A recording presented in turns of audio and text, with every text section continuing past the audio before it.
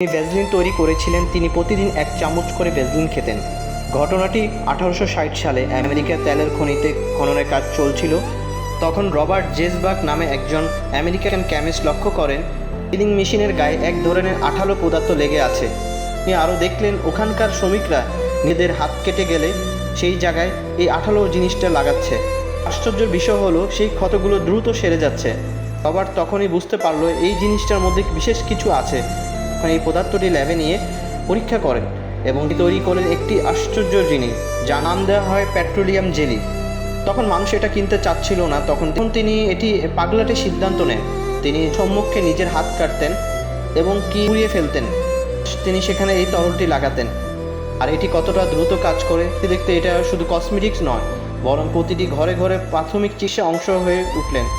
Robert আরও পাগলাটে অদ্ভুত কাজ শুরু করে। তিনি তার আবিষ্কারের উপর এতটাই বিশ্বাস করতেন যে প্রতিদিন নিয়ম করে তিনি 1 চামচ ভ্যাসলিন খেতেন।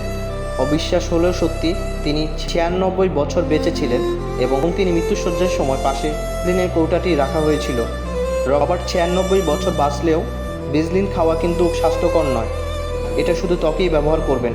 ভিডিওটি ভালো লাগলে লাইক, শেয়ার অ্যান্ড সাবস্ক্রাইব করতে ভুলবেন না।